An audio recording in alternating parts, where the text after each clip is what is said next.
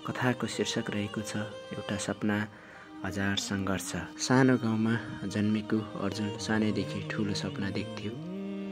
एक दिन आफ्नो गाउँको नाम संसारभरि चम्काउने ऊ गरिब परिवारमा हुर्किएको थियो, जहाँ बिहान बेलुकाको खाना जुटाउन आमा बुवाले कठोर मेहनत गर्नु पर्थ्यो। अरू केटाहरू जब खेल्थे, अर्जुन खेतमा बुबासँग काम गर्न जान्थ्यो। तर रात पर्न साथ ऊ किताब समात्थ्यो। बत्ती नभएपछि टुक्की बालेर पढ्थ्यो।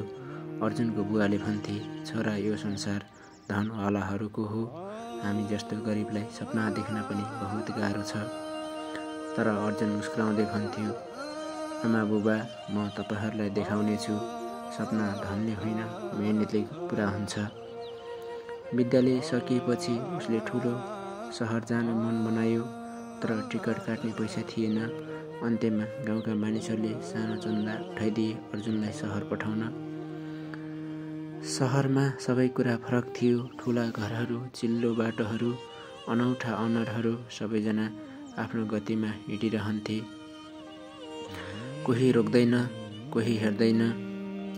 अर्जुनले भाँडा माझ्नेदेखि लिएर होटेलमा थाल पखाल्नेसम्मका साना साना काम गरेर पढाइ चालु राख्यो।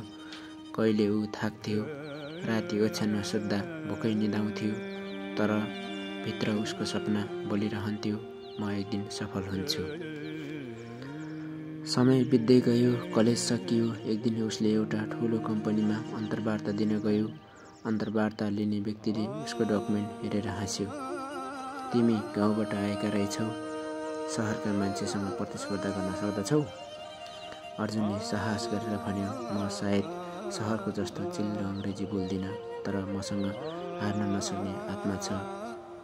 तपाईँ मलाई एक मौका दिनुहोस्। त्यस दिन अर्जुनलाई एकदमै सानो जागिर दिइयो, चिया लैजाने काम। तर उसले त्यो पनि हाँस्दै गर्यो।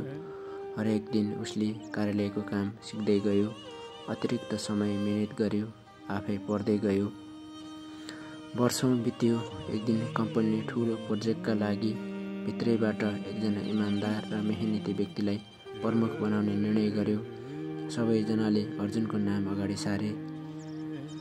त्यही सानो गाउँबाट आएको अर्जुन, जसले भोकै रात काटेको थियो, जसले लाज नमानेर ससाना काम गरेको थियो, आज त्यही कम्पनीको एक हिस्सा बन्यो।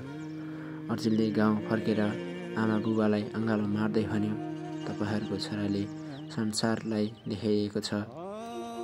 गरिब हार होइन, जित्नु अझ ठुलो प्रेरणा हो।